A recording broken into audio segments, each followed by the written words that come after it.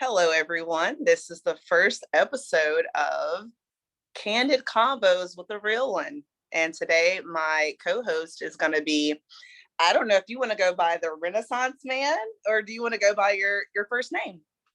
I'll go by my real name. My real name is Chemane Melton, also known as the Renaissance Man. I like it. I like it. Okay, cool. So, my first question to you is how did you even come up with Renaissance Man? Where did that come from? Um, it was actually given to me. I had a young man that he listened to my story growing up, and he felt like he said, "Wow, you have been through so many things in your life, and you've been able to bounce back. You've been able to proceed forward with a lot of positive things throughout all the adversity that you've been through, and excel at everything." And he gave me a little bit of mantra, so to speak. He said, "I, a man, can excel at all things," and I took that as my own. Um, and also, it feeds into my first business collaboration, so to speak, because I literally take something from the past and I make it better and I'll utilize it for the future. I So, love so that's I'm that's an easy take as far as why I'm the Renaissance Man, but there's multiple reasons. nice.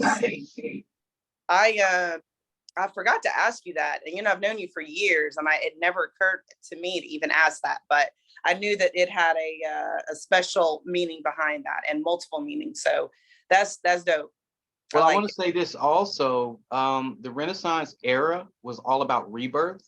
And Uh-huh. once again, I feel like every day is a rebirth, especially with myself being a Black man. It's very hard out here. It's all types of things to get you down. So I've always become a Renaissance man. I've always wanted to do better no matter what. So here we And, are. and that reminds me when Lauren Hill said, "Every day's a new day." I think she said to get it right. Mm-hmm. I loved that thing, and it stayed with me. It's been years ago since I first heard that song, but Mm-hmm. anyway. So my first question to you is nowadays, I feel like in the culture, it's a lot about, I've got this body as a woman, I'm this, I'm that. And because I have this, I think I deserve to have a man take care of me. That's the culture that I feel like the music is pushing nowadays. So what is your take on that? How do you feel when you hear women saying things like, well, can you buy me a Birkin bag? And she's someone who can't even purchase that for herself. Mm-hmm. Number one, I would say you have to realize that it's all entertainment. If you know anything about entertainment, it has nothing to do with what they really do with their real lives. This is entertainment. This is something that they use to boast to get your attention. So if you feel like you have to get attention off of that Birkin bag or those diamonds or whatever you desire in life, I would say that that's what it's all about. But you've got to get to the point where you want more out of life. I'm all about unlocking your highest potential. Right. And I get empowered by seeing my lady friends that are doing better. When I have friends that have obtained a new job, I'm always like, "Your number one fan, go get it, girl." Yeah. And that's how I feel. And I feel like today's society has gotten to the point where that's all we value. It's not about what you desire in life, it's all about what someone can give you. Right. So my take as far as that, I just don't necessarily agree with it. I hate the way that it's going, the direction that it's going. Right. But the awesome thing about it is things change, people change, not everybody's the same. Um, that's how I feel about it. For me, I taught middle and high school. And so my take is a bit different on that because I had a lot of my students saying the quotes and what is the word I'm looking for, reciting the rhymes. Mhm. And I had conversations with them and I would say, do you understand what you're talking about?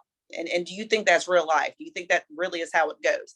Or are you placing your value on this type of a thing? And a lot of times the answer was yes. They didn't even understand or recognize that they were already attaching that type of ideal to themselves. And so one of the things that I would always ask them is like, you really need to think about the reality, like, of your future and what you really want and what it is that you're looking for and what you want to do, and understand that, just like what you said, it's for TV, it's for entertainment. And like you said, a lot of people really don't live that life. There are, of course, some that do, that really are ignorant and think that, oh, I'm doing life now. I'm a big deal, when really it's just ignorant, and it's really sad. So back when Kevin Samuels was doing his show, a lot of that show had a lot to do with, what I'm mentioning. And but that's a whole nother subject for a whole nother day. My next question to you: what about people who have children, dating people who have children? And I think I'm asking that.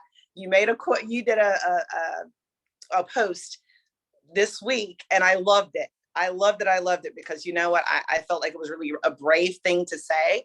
And I love that you were, to me, it's a bit vulnerable to put that out there and just hope, you know what I mean, that like it will be well received. But also, I feel like it didn't matter to you how it was received, because you said it and you meant what you said, and I appreciate that. And I appreciate you actually taking the time to put me on the show, first of all. But I want to say this: I appreciate you valuing what I said. A lot of people, we read to reply, and we don't take the knowledge that we're given in totality. We just kind of automatically say, oh, I'm about to say this. And I get it all the time. If you ever notice my page, go ahead. It's the action versus the response. These people, whereas you and I think we're responsive type of people. We think about it, and I'm sorry I cut you off as you were saying. You're fine.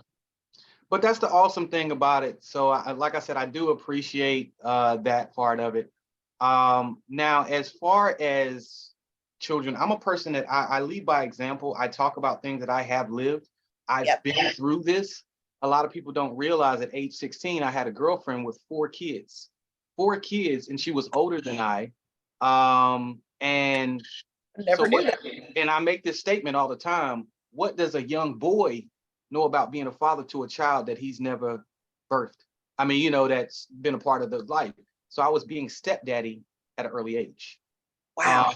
So of course that relationship lasted about 9 years. Yeah, I mean, it was a good relationship. We're still good friends. All the kids are grown up, of course. But the interesting thing about that concept is I made a pact with myself. And at first it was more or less about, she didn't want kids anymore. She was done. But at the same time with myself, a lot of times people talk about legacy. People talk about this and talk about that. Well, myself, I wanted to be able to support a family. I wanted to be able to be the father that I never had. So I made a point to myself. It said, I'm not going to settle for anything less than what I require. Absolutely. Okay. And I've made the statement before, it's all about what you desire, but really it's about what you require. And so I got to the point where I really wanted what I wanted out of life, and I have not settled for anything less than that. So yes, I'm not afraid to say it. I don't even really know how old I am. It is what it is. Who cares? Right. I am 44, and I've never been married. I've never had children, and I'm okay about it. Perfect example, the love of my life. And I may talk long-winded, but that's what we're here for. Absolutely. The actual love of my life, the best person, the one that holds the key of my life, she is also 44, never been married, no kids. So this exists, and we are both beautiful people. Wow. Everybody knows that we are beautiful people.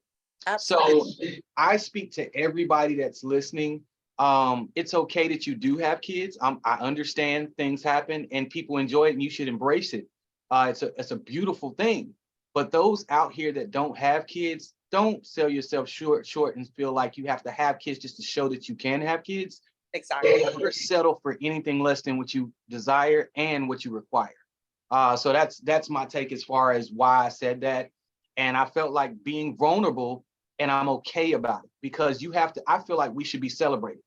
It's just the truth. I feel that way. So, and it's what's crazy to me, and I'm sure seen this over the past couple of years, more so in the past, more so than now.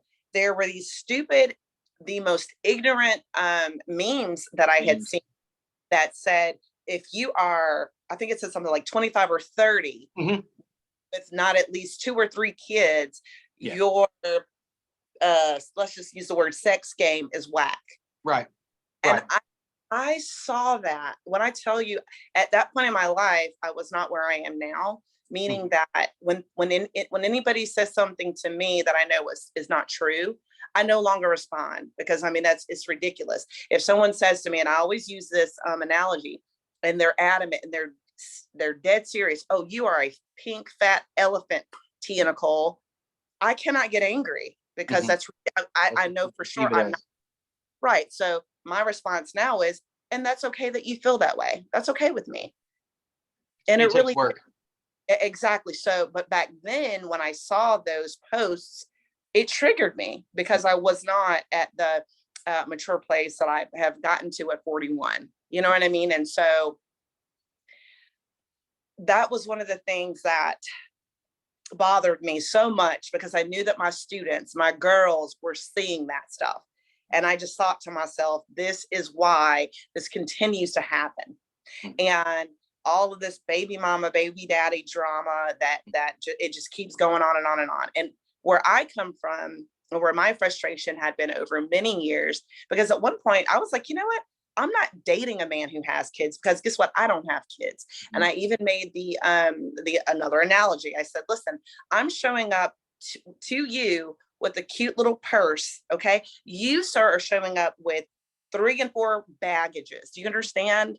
So it is not, I should not have to get on my knees and beg a man to be with me who is coming with all this crap. Meanwhile, I'm coming with one little purse, which that purse is not even a child. It could have been my past traumas and things. Okay. But again, this was years ago.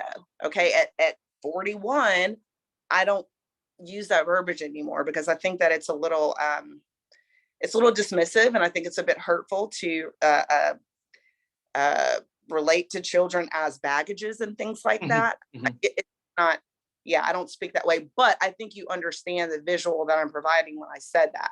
And I felt like, for instance, many times on first dates with guys, they would go on and on and on about, my kid comes first, my child is first. And then, you date them for a little while and they continue with it. And it's like, I'm beginning to feel like you don't even want me like on the playing field. You know what I Mhm. mean? Typically it's parents are first, right? Then their children are second, or vice versa, or whatever. And it's like, well, dang, I got to be, I guess, number 4. That's ridiculous.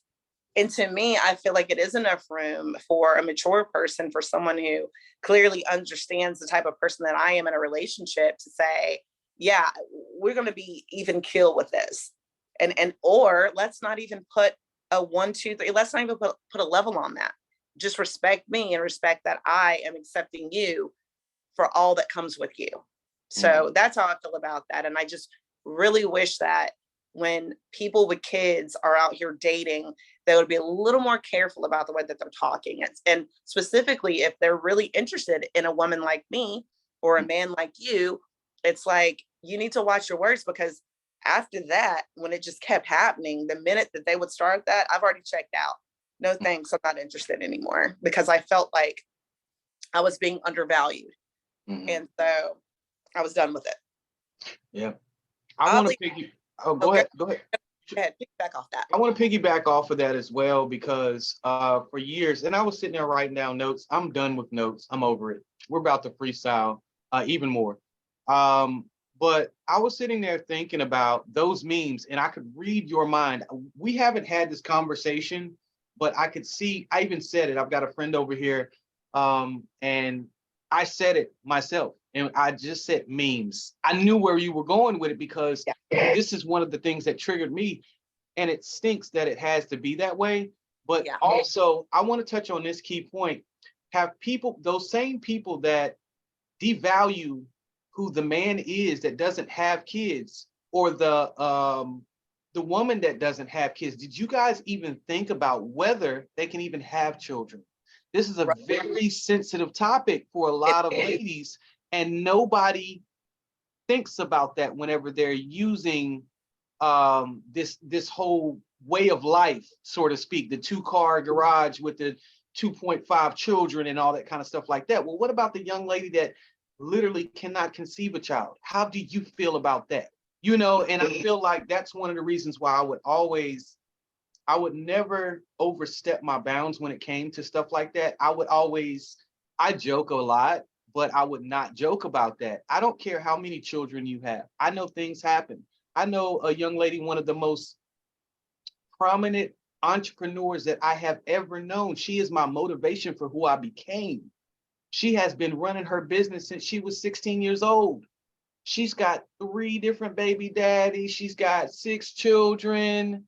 She's got her most recent child is like 2 years old now, and she's in her 40s. Right. She's still single and Right. beautiful. And Yeah. so one of those things that I was thinking about is everybody is not the same. We don't always go through the same situations. We don't learn the same way. And everything that happens for a reason. And you have to accept it for what it is. Exactly. I feel like that's one of the things that really bothered me at some point in time about the whole concept that your game ain't that good if you don't have any kids. And I'm sitting there thinking, I'm an anomaly. I should be celebrated because you settle for men that have multiple baby mamas, multiple children, multiple problems. Yep. I'm the one that's supposed to be devalued because I had a higher standard for what I was looking for out of my future. Come on now. Don't get me started. Exactly. Kick too for me too. Yeah. That one of the things that I started noticing that was a very what's the word? Just time after time, I was like, oh my God, there's something here that is common. And that is the fact that a lot of times with these same people, they let their kid be their entire life. So then I'm like, honey or sir, without your child, who are you? Who then are you? And I think that that's so sad because we as human beings, we have, I a lot of times I don't even like to say, whatever my job is, right? I don't even like to say that. What I like to say is I do this, I do that, I do this, I do that. I am not a teacher. I am not a Black woman. I am many things. That's right. And I don't allow for one thing to define who it is in my being.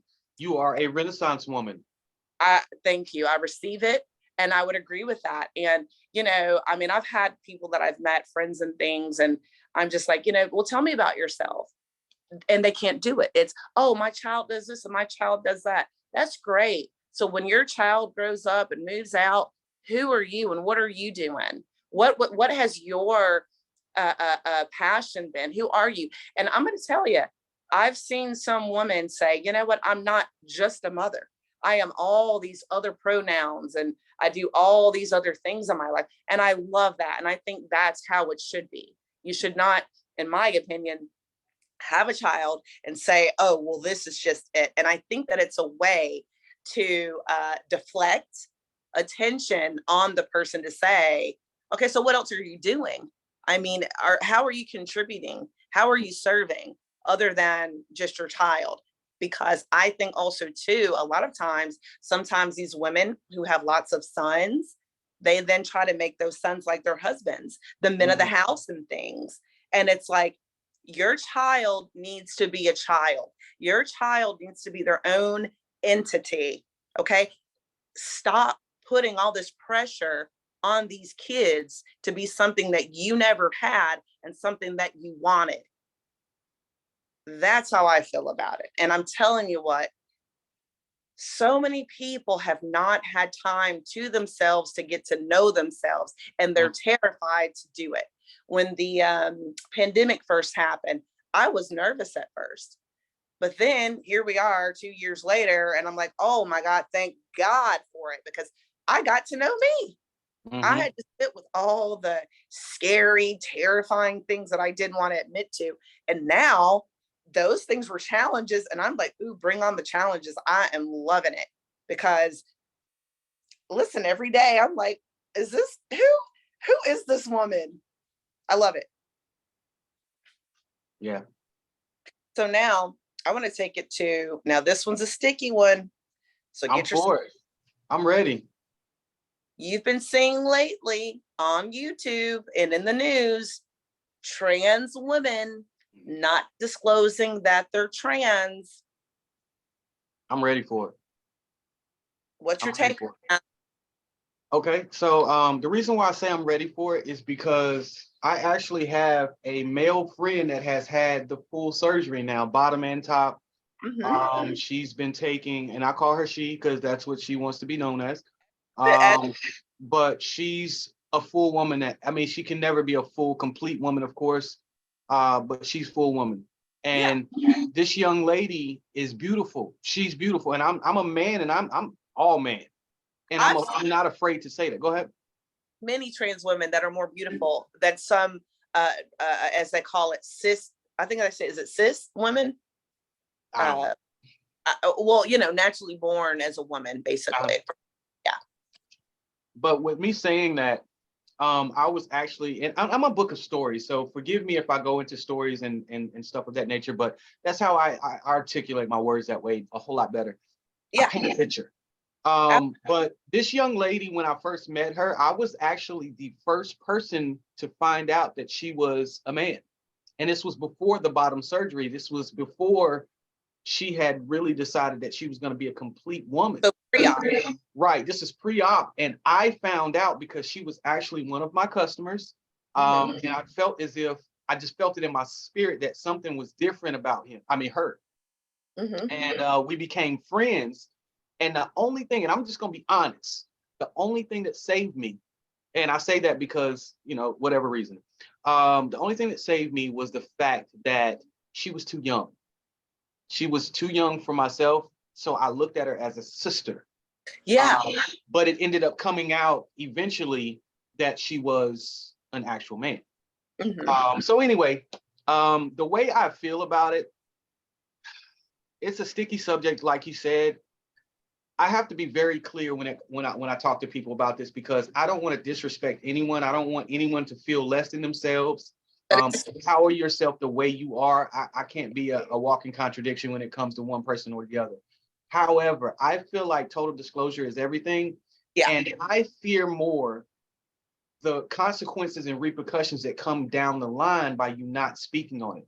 And I've spoken to my trans friend about that, because I fear someone finding out, okay, and I'm just going to be un-PG or whatever that is. I've been sleeping with this person for months or years, and now you tell me that you used to be a man. That's going to hurt, and it's going to make that man angry. So you have to be very careful at how you do that. So to me, I just feel like total disclosure is everything. It's a whole lot safer to do it that way. You have to dig deeper within your soul to figure out what you really want out of your life and how you want to do it. And that's my advice. And I don't know if you were asking for advice, but I did want to speak on the fact that that's how I feel about the situation.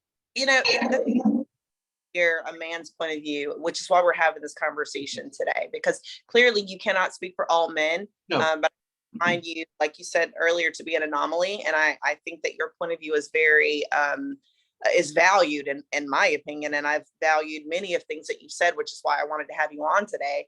And that's right. And so for me, I'm with you on the safety of it. And not only that, I think that it is a really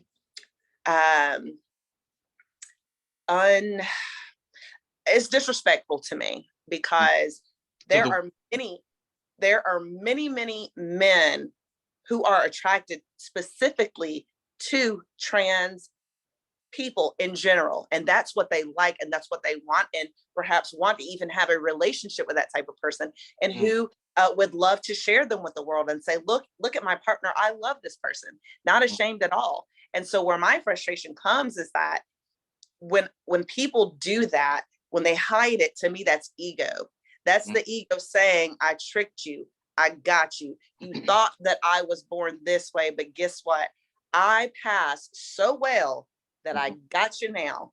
And I would put it to you like this, and of course it's not the same, but in my position, I am a Black girl, well, Black, white, Native American, according to my DNA, 24% European, 1% Native American, 73% African, just so that we're understood there. However, I am a woman who speaks Dominican dialect and have for 15 years. So when I meet somebody, if I were to lie and tell them I'm Dominican because I pass the curly hair, the Dominican accent, my Dominican friends, even my fiance, he's in Dominican Republic. He lives there. Anyways, regardless of all of that, I have never lied and said, because it's so attractive to be exotic and to say, oh yeah, I'm Dominican, just because I quote unquote pass. That's not true. That's not how I grew up. That is not who my parents were. And I feel like it's disrespectful. And I just feel like if you're ever wanting to have something real and true and genuine with somebody, you cannot start on lie. You cannot start it with built on a lie. You can't do it. And it will never. And I don't understand. Now we're in 2022. People are very much more accepting and understanding. So it's like, why not just look for that niche? Wants you, want the person who wants you. You know, forget about the challenge. Go for a person who's going to love you and want you for you. That's how I feel about it. Yeah. I wanted to kind of grasp off of that as well. I thought you were going to go actually with a different direction whenever you were speaking in reference to the woman side of it. And, you know, it's kind of like paying homage to women in general. And it's disrespectful to a woman in general, because we have worked so hard. And I'm not saying we because I'm a man, but quotes, unquote, we have worked too hard to become this powerful piece of a woman for someone to come in cheap clothes and become what we have. And something that I want to also talk about is how we men don't know. We really don't know. Don't know. Oh yeah. Oh yeah. Yeah. I saw my first ones, and I'm not, I have to be very clear about this. I kind of understood the whole, and this is me being total disclosure. I don't fear my manhood. I'm cool. But I like hard faces. You know, if that can be a thing. I love hard faces. I love a woman with a hard face, squares. Oh yeah. Lines. There are many men, and I don't know if that's a newer thing, but I've been hearing that recently too. You know, nice jawline and all of that. Yeah. It's attractive to me.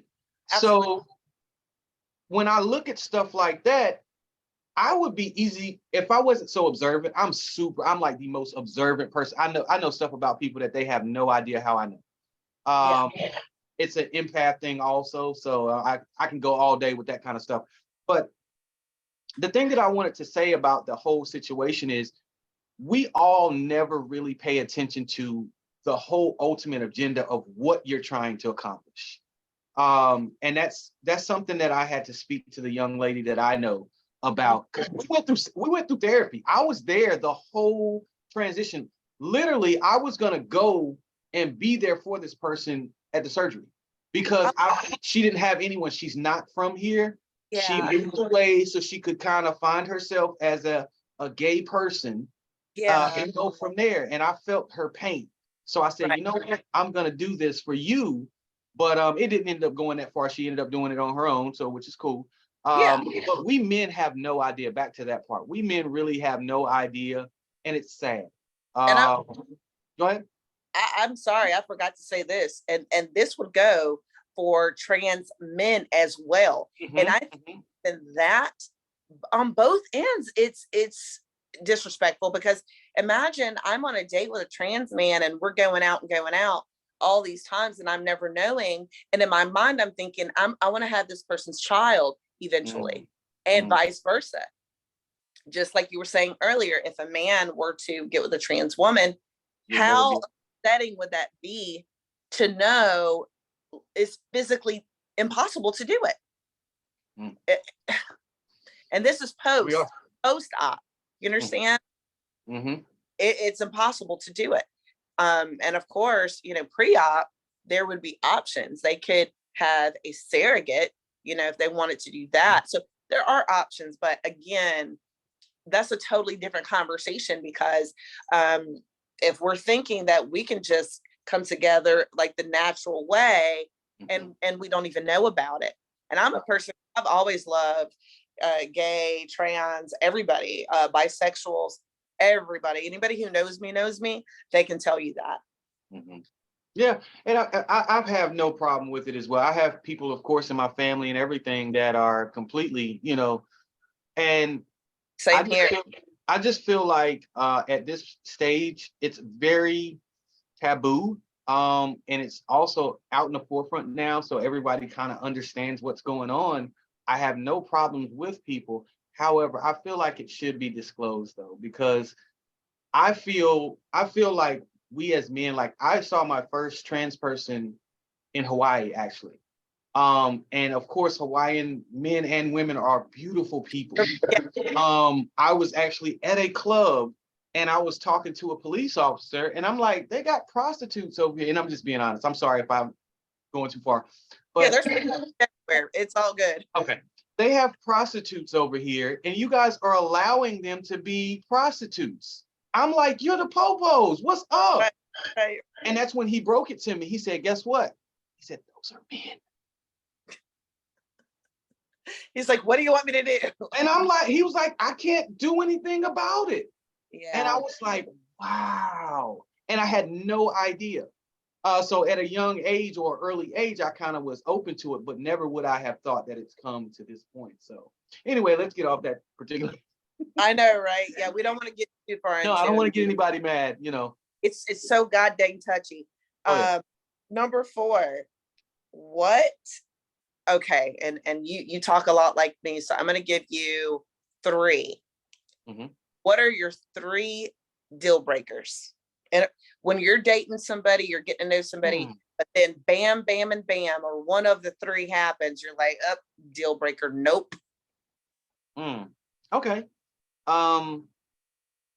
Conversation. I'm a conversationalist, as you can tell. You're a sapiosexual? Huh? Are you a sapiosexual? I am a sapiosexual. As am I. That conversation has to be genuine. If I can't vibe with you, there's no connection. And so that's an absolute deal breaker. I have been with the most beautiful women in the world, I feel like. Yeah. And their conversation was garbage. Yeah. And never went forward with it. And people say, man, why you got all these girls? And I'm serious. I'm putting people out there now because you see me with a lot of girls that's beautiful.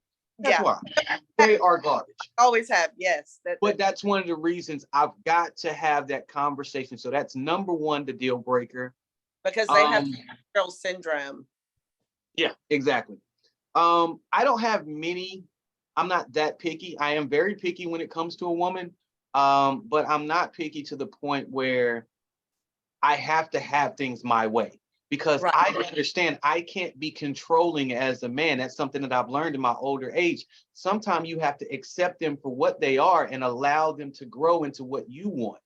Exactly. And you'll start to love it as well. Go ahead. Say that again. I'm so sorry. I said, if she's worth it, because sometimes they're not even worth it, in my opinion. It's like, dang, I gave you all this time to grow and you weren't even worth it in the end. It was like, what more headache than anything else? My second one, and I'm going off record, but this is going to be a very powerful topic for you because you probably never heard someone say something like this from a man. But a deal breaker for me is actually, so I look at I have not had multiple girlfriends. I've said that before on my own platform. I've never been that guy that's just dated a whole bunch of different random girls. I've had one girl for like 5 years, one girl for 9 years, one girl for 4 years. It's never been a hit it and quit it thing with me. I'm not with that. Yeah. But I will have to say an absolute deal breaker would have to be whenever you meet someone and they can't be true. I'm gonna find out. That's the thing. Exactly. I would rather the truth come out in the wash than in the rinse. Period. Absolutely. So that's an absolute deal breaker for me. Oh, gosh, what would be the third one? I can't think on the third one, but we can go back to that one. I'm sure I'll bring it up eventually because I'll remember. But I'm sure it'll come. Well, I'll tell you mine. Mhm. The first one is basically actually what you said, the conversational piece. If I cannot meet with you there and we can't sit and just talk and talk and talk, and I'm getting so excited by like everything that you're saying because I'm thinking, oh my God, yes, that's one of my deal breakers. My second deal breaker, I don't think I can be with somebody who's not entrepreneurial, somebody who doesn't think on a business level, that says, hey, you know what? We've got this tool, we've got this skill, we've got this. Oh, and I want to tie that in with a person who has solutions. Because even as a manager, for many years, I've done, managerial positions. And that's one of the things that I always ask people, how are you with what is it called? Solving problems, right? Like, bring me problems or are you bringing me solutions? Because that's one of the things that I don't like. I hate when, and this is even in French, this is in every facet of my life. If someone comes to me and they say, oh, this thing happened, I'm listening to hear, okay, girl or sir, what are your options? Instead of, here's my thing, fix it, take care of it. Because me and my sister, oh my God, my sister Brandy and I, we would like to do a business that just gives solutions because we're so good at it. Quickly, like, okay, the car broke down. Okay, cool, not a problem. Do you have an Uber account? No. Okay, not a problem. Do you have a neighbor that can take you? Cool, not a problem. Do you have this? Like, immediately. It's never like, oh my God, I'm just gonna throw my hands up with it and be done with it. It just hasn't been that way. So that's number two. Number three, dang, I hate that I only gave myself three because I have a few deal breakers. But maturity. If a man is not mature, that bothers me so bad because my thing is, if you are not confident enough in yourself as a man, as a human being, as an adult, to bring difficult conversations to me, that's a problem for me. Because here's the deal. I have difficult conversations all the time, and I'm getting better and better about it because instead of being emotional with whatever the conversation is, I come to it logically and I say, what can we do here? There's a such thing called the wise mind. Wise mind, for those who don't know, is your logical mind and your emotional mind. When you bring it together, you have a little circle there in the middle. That's your wise mind. So you're not completely out of control emotional, but then you're also not so cold and hard that you don't even allow to, for a little bit of emotion there for some leeway. So that's one of the things that I learned in therapy. I've been in therapy since I was 9. Best thing ever. I'm still in therapy and I love it. Yeah. So those are my three deal breakers. Number 5. Are you ready for this one? Do you have a preference? As in, well, it depends on, yes, I do. My preference is righteousness. Be who you are. I don't care if you are black, white, brown. I've always had the mindset that I would be okay if I had a girlfriend that was blind. I wouldn't care because I'm gonna get to know the pieces that I want to know. So I never look at anyone any different. I've dated every type of nationality and race that there has been. I can't say that one has been any greater than the other because once again, I pick who I desire and then I realize this is what I require. And I'm going to say that a lot of times because that's my mindset when it comes to what I want out of life. No matter who she is, it may start out as a friendship and it may bloom into something else, but I give it that option. So I don't see that I have a type. I like all types of women, big girls, skinny girls, big booty, no booty. Small boobs, fake boobs, no, it don't matter. When it comes down to your knowledge, that's very important to me. That would be my only stretch when it comes down to, preference. She's got to have some knowledge up there. I can't be with no dicks. I love it. Okay. That's your truth. That's how, what you look for. And I love that. I appreciate the fact that you have dated all different races and cultures and hues and whatnot. I'll answer the question now for me. I have had a preference for the past 14 years. I have been dating Dominican men for the past 14 years. So, and it was one of those things that I always said, like, dang it, I hate that I have the preference, and I wish that I didn't. But what's beautiful about me, I mean, I'm just going to say, it's not that I didn't deal with any other race, because I did. I did deal with, and go on dates with men that were of all different races as well. But the Dominican thing just stuck with me. And I think it's a language preference too. I love how Dominican language sounds, and that's the dialect that I learned as well. But outside of that, oddly enough, my fiance, however, was born and raised in Venezuela. Wow. You see what happens there? So all these years, I'm like, no, this and this and this and that. Now, I'm not going to disclose his bloodline, because that's his business. And you and I can speak more about that offline. But just know that he's Venezuelan, and he is currently residing in Dominican Republic and has been there for 6 years. So again, definitely was different for me. And I think this relationship showed me what it means when you really just stop putting a limit or like a thing on a thing, and just like let something happen naturally, because I've never been loved the way that I love people until this relationship. And I'm, oh my God, oh, this is what that feels like. It's incredible, and it's like, now I can see how I used to make other people feel when I was in relationships. However, it was not as appreciated as I appreciate, what he's doing in our relationship. But I'm not going to go too deep into that, because that's not what the show's about today. Number 6, it actually ties into this. You have dated outside of your culture and race. And so the question is, I guess, if you were to marry outside of your culture, would you invest in learning your partner's culture, language, food, would you get into it as a supportive person and say, well, I'm not going to put words in your mouth? That's my question.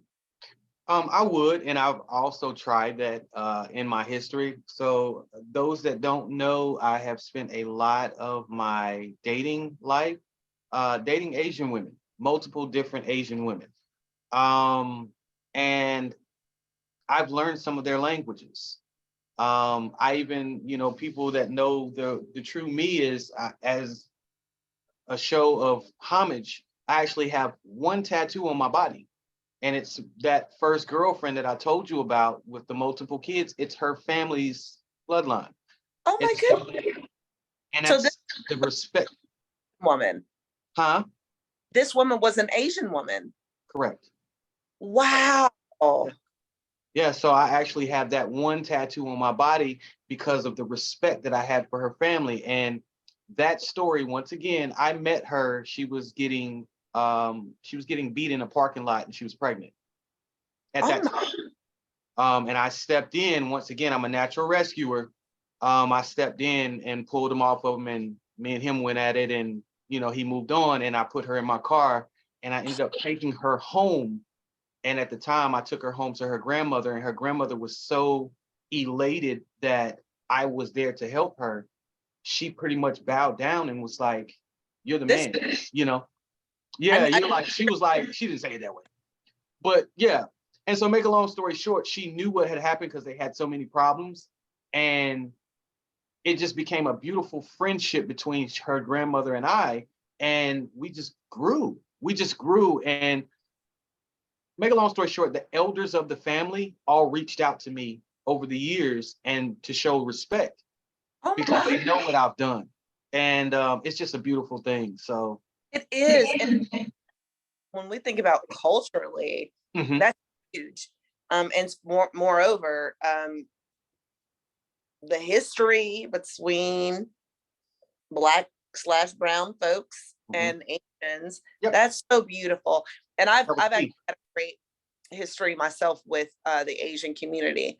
Laos, Mhm. Japanese, Chinese, Filipino. I've had a great experience myself. I know that that's not everyone's experience, and nothing ever is everyone's experience, but that's incredible.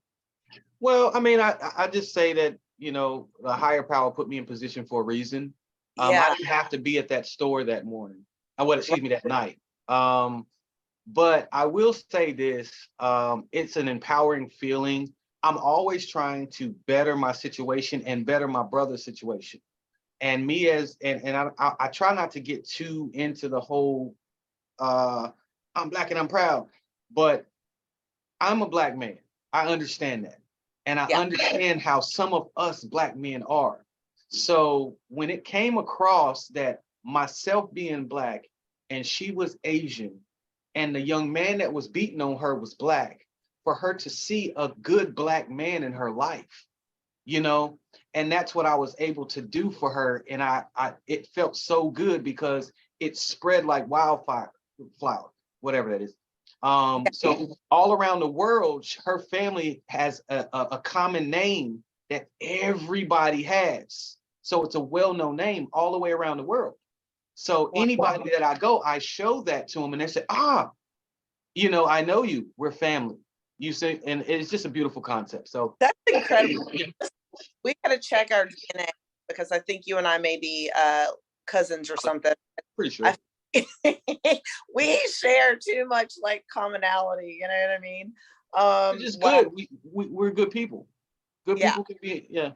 Well, here's the thing about good people. So yeah, I'm gonna do something I right know now. you're gonna do it. So get prepared. I'm Uh, ready. I've been listening to TED Talks and YouTubes about Taoism. I am not pronouncing it correctly, and I Oh. it's some have someone help me with that. I know that it sounds like it's between a T and a D, and something happens with the tongue on the tooth and the front teeth. Taoism, whatever. And what it teaches is that there's no such thing as a good person or a bad person. Oh, Mm. some of the okay, no, let me say this. What I Guru. look, yeah. Oh, that's my guy. That's That's who my said guy. it actually. Oh my Yeah. goodness. You got me. You're right. Sadhguru, he is the one that said that. Dang it. Thank you for that correction because I thought I had learned it from Taoism, but yep. So I believe that obviously, you know where I'm going. People do bad things and good things. And again, that's still subjective, right? Mhm. What I may Of course. think is bad, other person may not think it's good or bad. So you're my person. Yeah. Um, I love that. So I will answer for me Okay. about dating outside the culture. I'm going to say something, full disclosure, just like you. I know a lot of times I've heard people say things like, girl, he Puerto Rican, girl, he got the good hair and this and that. And then I'm like, so when you went to the good hair's house, did you speak the language with them, Mm. or you're just interested in the good hair thing? Mm. Because not me. Um, my thing is, I don't care anything about that. When I say that my preference was whatever Dominican, Mhm. I didn't care about the hair, the skin complexion. It wasn't any of that. I fell in love with the culture, with Yeah, the it's the culture. Yeah, me the too.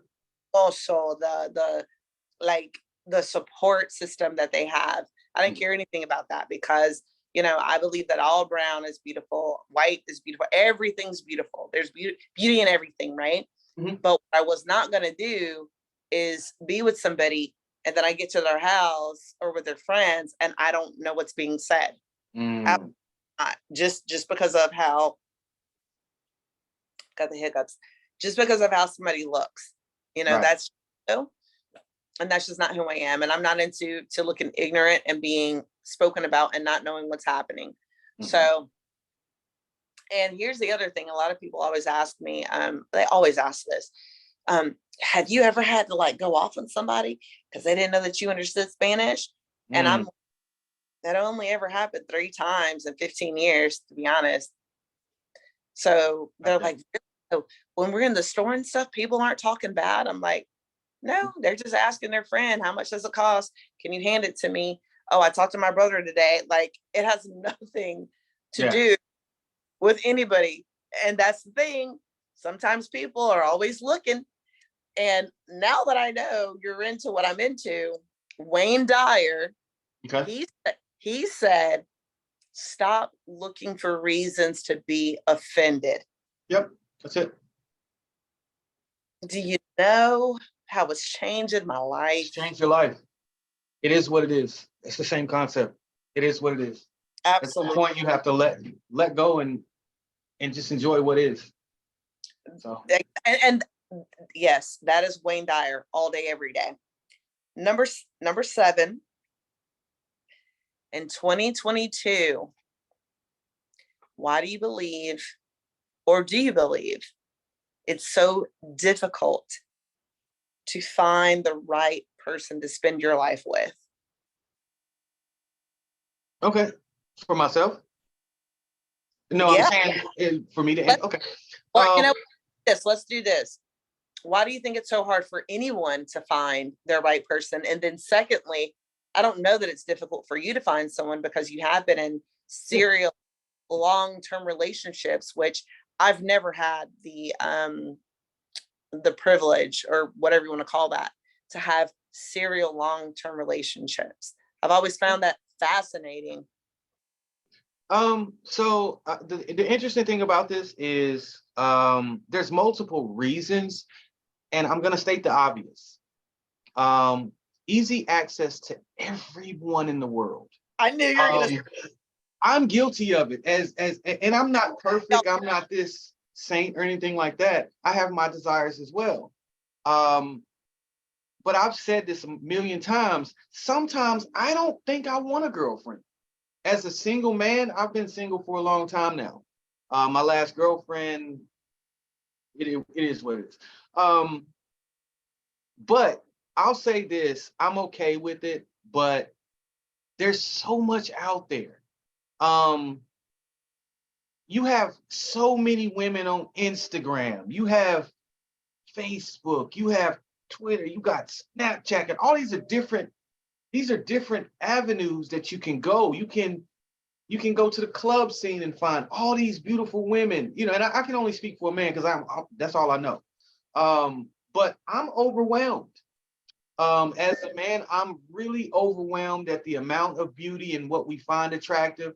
That's just like me. I like pudgy. I like it's nothing wrong with skinny women, but I love I'm team squishy.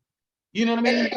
And here's the thing, what I love about that is that you're saying it's just what I like, and you're not saying skinny women, get out of here with that. And that's the problem that I've had when people say that they have a preference and they down the other thing that they don't necessarily want to be with. It's like, it's weird to me. I'm like, what's wrong with you? You have if you can't just say what you like and leave it at that, and feel that you have to put somebody down. And I hate to do this because I know I don't want to cut off what you're saying, but the young man who was killed by he was African, his parents are African, but he's African American, who was killed by his girlfriend, who was an IG model, a blonde-haired girl in Miami. She stabbed him. I don't know. I didn't know about it. Oh, it's it's big. It's on the news and everything. So they were this big time YouTube, couple that everybody followed them and they cared. And he, African guy, like I said, his parents are African. He's African American, first generation. And this young lady, she's a blonde-haired girl, and he would go online and just totally talk bad about Black girls and just, they're loud, they're ghetto, like so disgusting how he talked about Black girls. And then a couple of nights before she killed him, she called him the N-word as she's going off on him on the elevator in their lavish place in Miami. You know, there's people, there are I don't want to judge these people, but there are people who said some things that I would never say, which were like, that's what you get, sir. You talk so bad about Black women, and you were holding up your white girl and she killed you. That's what you deserve, and all this disgusting type of thing. I don't think anyone ever deserves to be killed in a, you know, and killed, period. People die, whatever, but to be killed. And again, he used preference in the way of, I got to lift my white woman up and stomp on the Black girls on the way there. I understand that. Yeah. I mean, that's the interesting thing about it all. I would never, as a person, I've never tried to down anybody. You know, when it comes down to who you are or what you came from, your lineage, all these different things, who cares? I'm at that stage of life now. I've moved past what you are. I'm more into what you will butterfly into. You know, that's just me. So I try not to even look at stuff like that. And it's just me being who I am, and I can't really speak on that kind of thing. So Protecting your peace. Listen, I'm trying to get my algorithm to a good place. To be honest, there you go. With YouTube, I'm like, let me continue to watch uplifting things and high things and things like that. Because when I look at my algorithm right now, I'm like, oh my God, the stuff that I was into. And this, I was having nightmares and like you wonder why your life is in, and I'm not saying yours, but people wonder why their lives are in shambles. And I'm sorry I cut you off right here. Something that I went through when my life was in shambles, because I've been there everywhere you think you've gone, except for drugs. I've never been into drugs, believe it or not. But I'm the only virgin ever. But when it comes down to it, I found switching my music changed my life. I got into bachata, I got into big time R&B, I got into classical music, I got into everything positive, and it was a time of my life where I was only listening to down south music, I was only listening to like rock. I was hard, you know, I was a different man. But switching your sound, your listen to, that helps out a lot. Even whenever I start to get depressed or frustrated, I start to listen to good music. And my music is like, I've got its own separate computer in my bedroom. It plays whatever I want. 70,000 songs. I'm ready. So anyway, I'm sorry I interrupted that. Hey, that was me today too.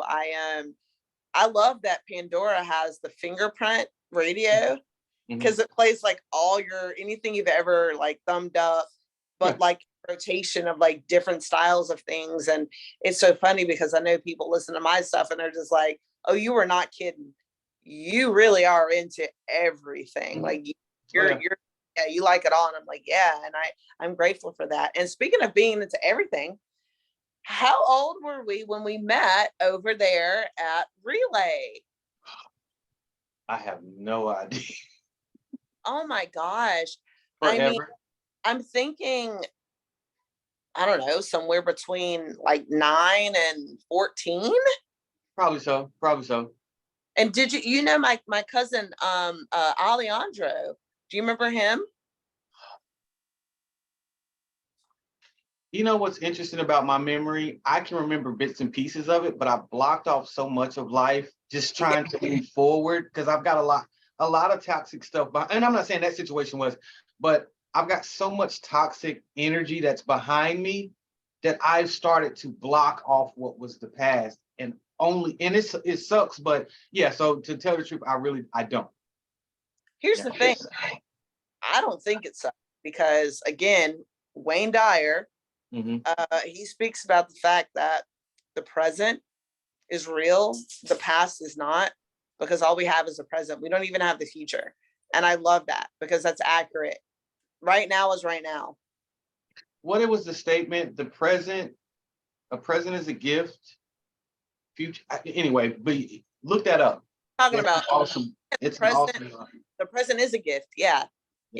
He said that too. Yeah, he's incredible. And he passed away the same day as Louise Hay. Wow. Yeah. Because Wow. I thought somebody had told me that it was on her birthday, but I think it was actually the same day that she passed away.